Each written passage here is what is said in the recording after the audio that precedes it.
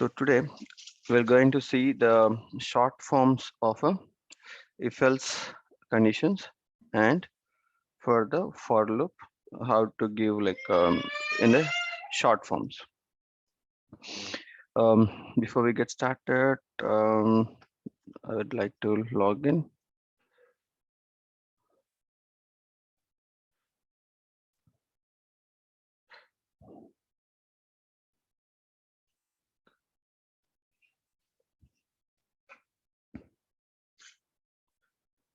Moving on to the Lightning version, Lightning experience.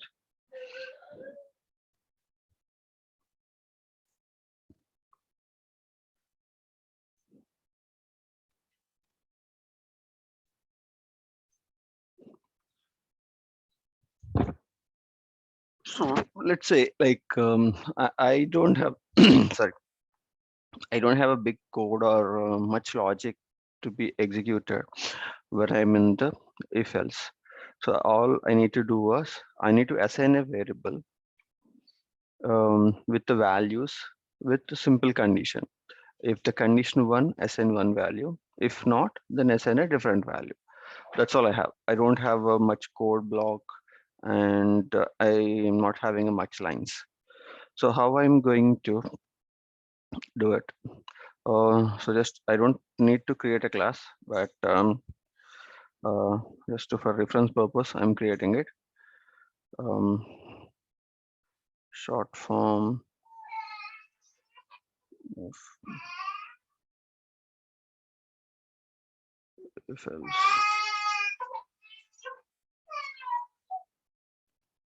If else. So here,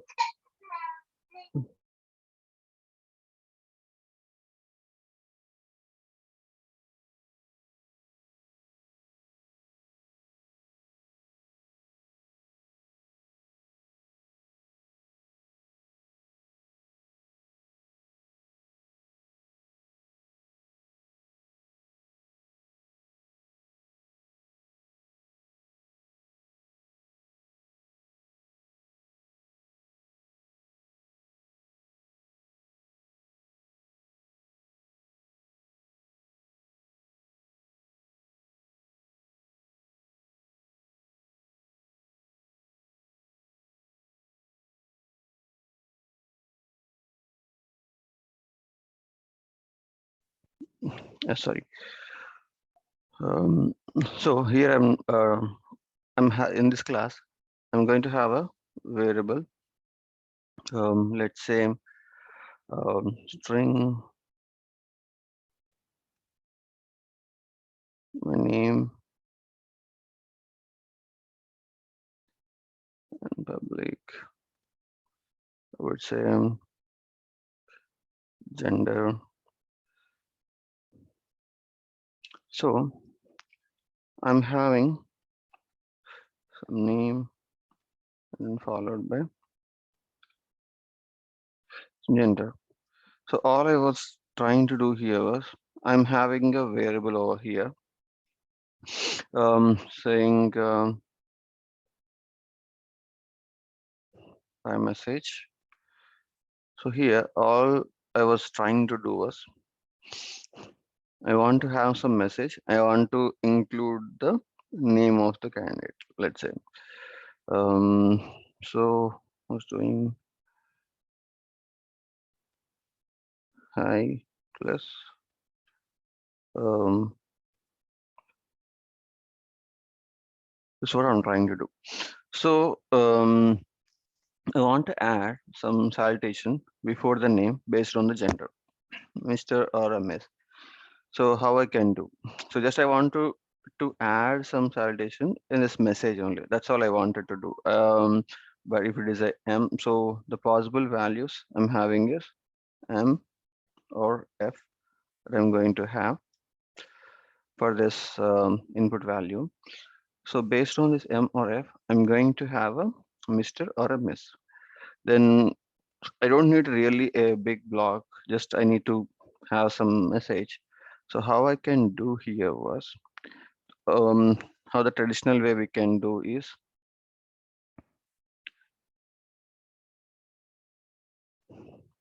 We can have it like if gender equal to M, then you can make it as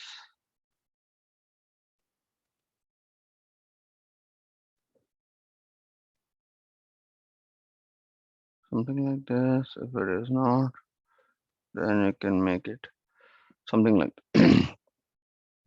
But I don't want to write 4 or 5 lines of code. So I want to make it simplified.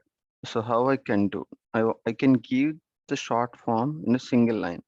That is by using the ternary operators called question mark and a colon.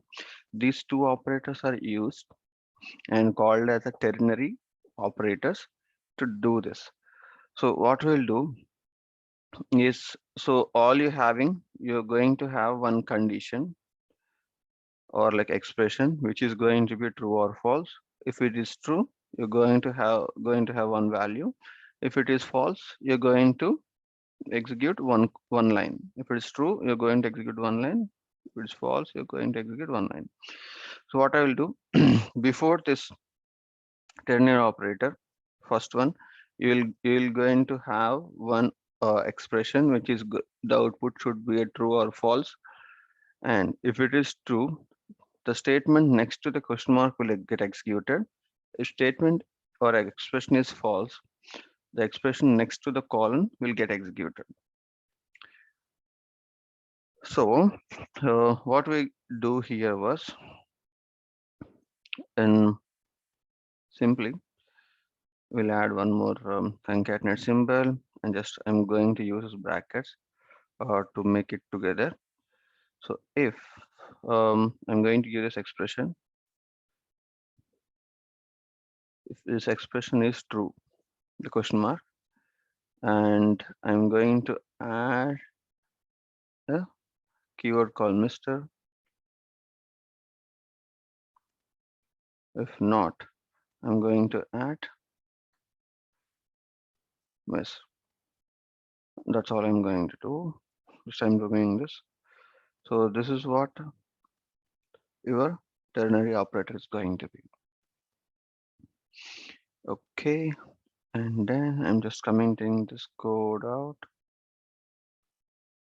So this is like to comment multiple lines, we use / and / for the end of the comment. So done. Let's see. And I want to give a system debug here to see like how the message is coming. Okay, and then I'm going to execute this piece of code. I'm going to anonymous window and my object. I'm just going to give a constructor. That's it. Nothing is required. I execute. Why? Because in the constructor only I have all the code. So hi, Mr. Ram. So if I give this as f, I give different values, and if I try to execute the same one, let's see what will be the output. Miss Sita. Hope it was clear. So you can use it in a short form like this.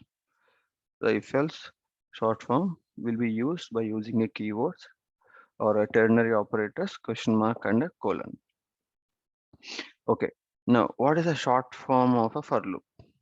Still, it is a for loop only, but only thing was not only for loop, for anything, even if it's a if else block or anything which will be starting a block and you're going to write except the methods and classes, you no need to use a curly braces. So usually, what will happen? Curly braces. It will define uh, the for block. What is the code block that need to be executed under this for loop? So if you don't have a block that need to be executed and you have only one line to be executed, then you can write next to the for loop itself. By default, it will be taken as only one line will be considered for this for loop. Let's say I'm going to have integer I equal to 0 and I less than 10 and I plus plus. So I wanted to execute 10 times the block, and all I'm going to have in this block is just I want to see what is the value of the I over here. So loop index, I'll call it as, and I'll add the I to it, and that's all I'm having. So let's see what will happen. I'm just using the execute last one. The same method I'm having the core. So just I'm using the execute last one. See here. So 1, 2, 3, 4, 5, 6, 7, 8, 9, 10. We have the one line being executed 10 times. So if I add one more line without using the block, so what will happen? First of all, the line itself, it's not true. Why? Because the I is no more in the scope of for loop. So variable does not exist, I see. Okay, I will remove this one and try to save. What will happen was this code will execute as part of for block as 10 times, and this will be executed after completing the for loop. That means outside the for loop. So let's see. Um,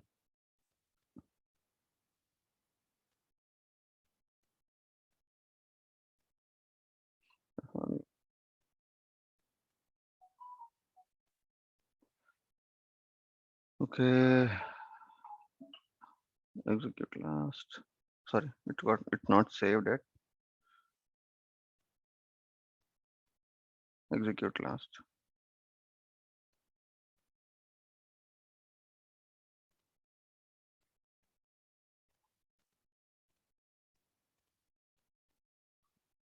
Debug only. Here you can see. So this is not being called 10 times. It's only called one time after loop is got executed. Okay.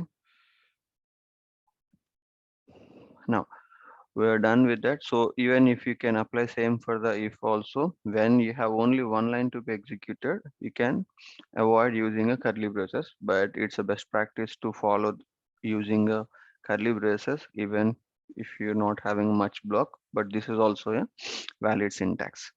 That's all about it. That's all I was trying to explain over here. Now, just I'll give heading. So Bala, I have a question here. Yes. So in the for loop, you said if we have like more than one line, then we need the curly braces, right? Yeah. So there you had two lines, right?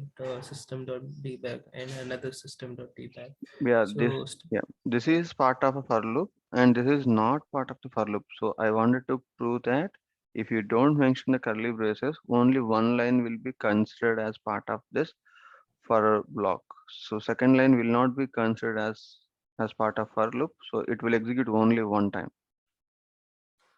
okay, That's why like I have seen the debug. So the for loop it has executed for 10 times, right? So if it is also part of for loop, there should be two lines repeated for 10 times. But when you see the debug over here, you see the second line is executed only once. That means not in the for loop. After completing the for loop only, it executed. okay. And another question, if we go up, like we have declared variable, right? It's public string my name. So if we don't declare it as a public, if we give it like string name, string my name as Sita, then it still works. Or Yeah, still works. So if I don't want to use it here as a public variable, I want to use it here. So this one is used like across the class. If you want to use, you can use. So hmm, just I'm declaring these variables in local only, local of this constructor. So if you have other methods in this class, it will not being accessible. If it's a class variable, then only you can access. But for this logic, you don't need to have this as a public variable. Even still, it will work.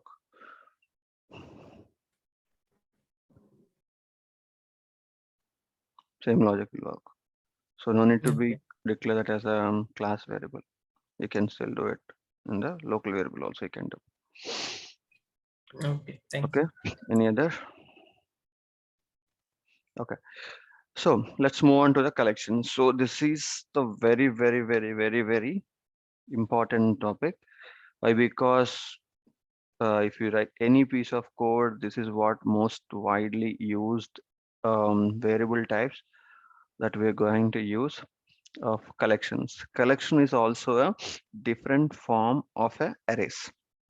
So arrays, what is these collections are different from arrays?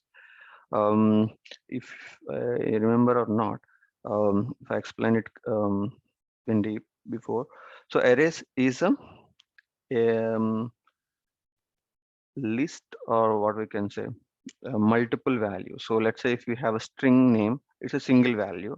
If you want to have a multiple values of a string, then we are going to use a arrays. So if it is string is a single value, and if you want to make an array of it, that means um, multiple values of string you're going to use, like a student names, school names, or like employee names or cities. Like if you want to have a um, plural, or like you're having a multiple values that you want to keep together um, with some indexing, then we will use a arrays, which will be just we need to give a square brackets next to your data type. It could be any data type. It could be string, or it could be integer, or it could be decimal. It could be any as object type.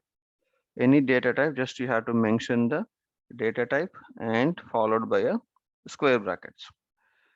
Then how why we need a concept of collections. The problem with the arrays was once you have declared the array, it if you mention any size over here, it will be the mem even though if you use or don't use it, the space will be allocated in your programming memory space. You don't have an option to dynamically grow this one. Whereas collections, it will allocate the memory dynamically.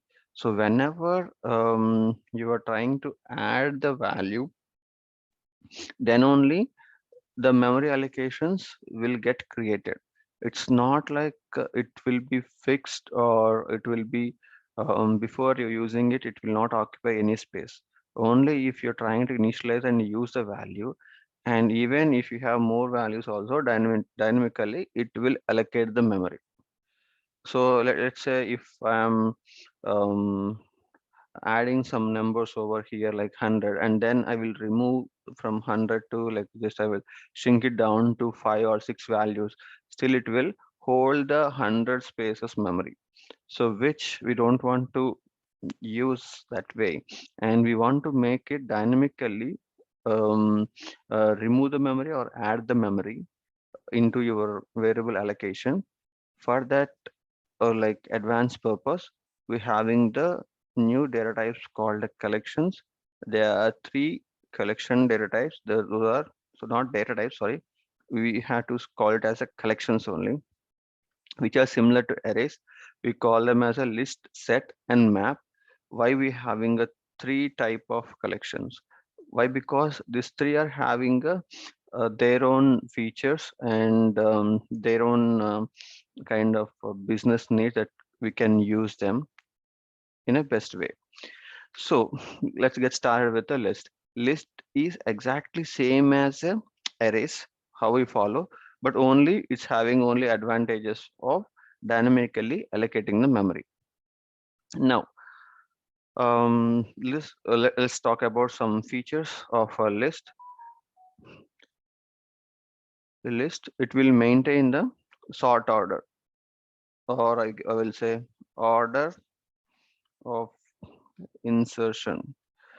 Usually all the mm, sorry, usually how we put the values into the list. Let's say if you seen the yesterday or like before last, yesterday, before on Monday, if you seen when we are explaining the select option, what order that we add the value to that array of the select option, in the same order it's being displayed in the UI. In the same way, in which order you are adding the values to the list, it will be saving the value and holding the values in the same order that we insert into the list. So it will maintain the insertion order, and it will be having a index. Um, so index means, so in the array we define that. So let's say if we have 5 values, the 5 values will be stored in the locations 0, 1, 2, 3, 4. So if you want to refer any of the value, either you can directly use the value, or you can refer with the index of that value. That means um, if you want to get the value at the index value as a 0, you will get, you will use to use the array name followed by the square bracket. So let me give some example over here. So I have a list variable of a string saying student names. So first of all, we need to know the constructors. So I will discuss what are all the constructors of this collection type and methods. I will explain. So I think this will be the same as how we did for arrays. In the same fashion we do it here, the default one. So we'll give a empty bracket so that it will allocate the initialization, and empty allocation it will be done. And then if you add any values, let's say I'm going to add some values over here. Let's say I want to add like 2 values. So, so if I want to use the RAM value, how I can use? I would say in this array, use the value in the index position 0, so that if I refer this value, this will be referred as a RAM. If I use, sorry, if I want to use the second position, I can use with the index of the second element, so that we will be having a indexing that will be there in the collection type as a list. We will be having an index, and it will allow the duplicate values. First of all, we need to understand what are the duplicate. Even though Apex programming is case insensitive, but the values that you store in this collection, like a list or any kind of data types you see, the values will be case sensitive. The programming is not case sensitive. The values in it will be case sensitive. Let's say if you add here um, one more value saying a RAM, so it will be a new value to it. It's not a duplicate value. So if you have um, one more saying Sita, so this is actually the duplicate value, but even though the duplicate values will also be allowed in the collections. So duplicate values are allowed. If you want to say it simple, the duplicate values are allowed in the list. That means if you add any number of times the duplicate values, you will be you will be seeing at the end all these duplicate values in your list. And you can perform the DML operation. So that we are going to discuss later. So DML operations will be can be performed. So what are all the DML operations? Let's say if you're having a variable type or data type as a S object, that could be a standard object or a custom object that you are having, and you are having a collection of it. That means a list of a, for example, in this case, If you're having a list of account, then if you want to perform any insertion or you want to perform any insertion or any kind of a DML operation, update, upsert, delete, anything will be considered as a DML operation, which you can interact with the database if the collection type is a list. So you can perform the DML operations using a list collection. Okay. And what else we can do? We can do a sorting over here. So let's say you have randomly added the values, and if you want to sort, you will be able to do a sorting without doing any additional coding. You have a default function to sort the values, so you can use sorting. And what else we can do? Yeah, I think those are all how it's different from the other collections. Now, let's look at the constructor and methods of the collection. So constructor means like when you have declared the variable, that means this is what declaring the variable. So if you declare the variable, the default value of it will be a null value. So it will be having nothing. And even it's not having a memory location also. But how we will initialize this value is, once you have declared the variable, you have to initialize this variable saying, okay, this is a new type of a list of account. So we'll use the same syntax. These are the list of, so hope you can see it. Sorry about that. This is how you will initialize this list. So what are the other ways of initializing it? So this is empty, but you want to initialize with the some other list or some other set using the same value. If you want to initialize this list, then you can pass that list or set in this constructor. You can pass that. So that means when I'm saying a list or set, it doesn't mean you need to use this list keyword or set keyword. That means if you're having another list of account, I would say account, let's say a list. I'm saying I had some query over here. Let's say I have some query and this is having some data. I want to use the same data to be assigned to my this list, and while initializing itself, I want to use the data itself. So you can pass the list value to this list initialization, so that this list will also having the same data as a list. Even though, let's say if account list is having some other data, let's say some 10 records it's having, and this list is having some 100 records. When you do this kind of initialization, what will happen was whatever there in this variable, it will be erased completely, and it, when you're saying a new memory allocation, it will be allocating a fresh memory with this data size and the data. So it will be not the previous data, it will erase everything. And whenever you do this new, and that means like you erasing everything and you are giving a either empty location or with some data.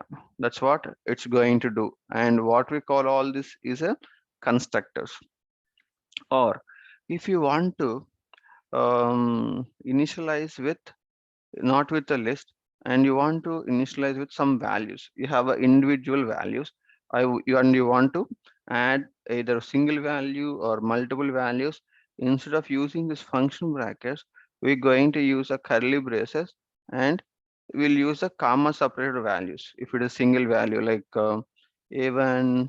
So I think we have used it in the page block table, yesterday's example we have used. So we will use this type of fashion. So A1, A2, A5 are not declared here. So assume that these are like each account variables. So if you're having a single variables, and if you want to make an array, you can make array by giving the syntax. And if you want to create a new array from a different array of list data type, or you can use set data type also. So once we see the set, then we'll cover here. It could be a list or a set. We can use a constructor, or simply you can give a empty square, empty function bracket. So it will be a empty list, or yeah, empty list. Sorry. So that are the constructors of it. Okay. Now let's look at the what are the different methods available in the list collection. We have a add. So let's say I have declared the list and I have initialized. If I want to add value, what is the function that I'm going to use? Is a add function. So I will give this list name and dot add. And when you're trying to add, it should be a single data type. That means if you're not doing like here, so you have to add over here like this. I think it should be better. I think if I write in a class so that we'll be having a track also. Mm, okay, let me do it on the Apex class.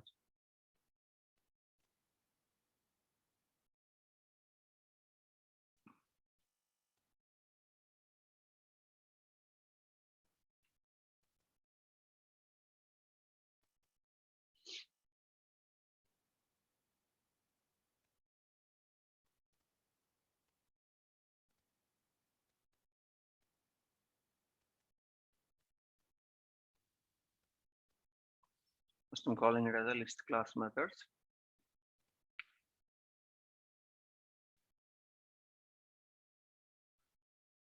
So here, let's have a constructor.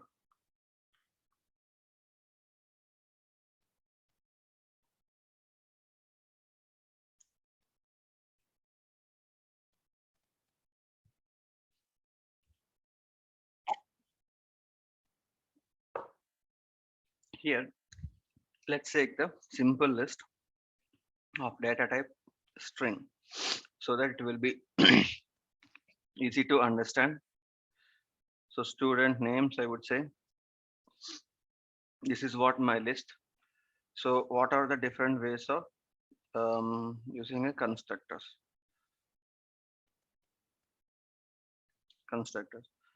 So we can use student names equal to new list of string. This is the one way of doing it.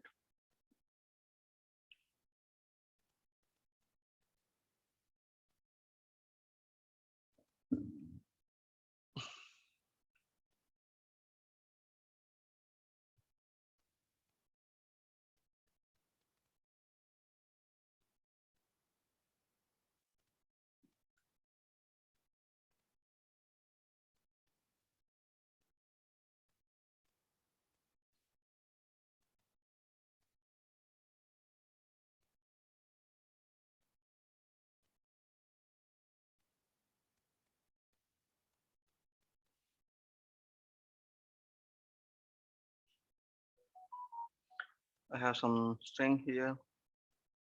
And so what I can do is I can have this a constructor like this, or we can have a other constructor saying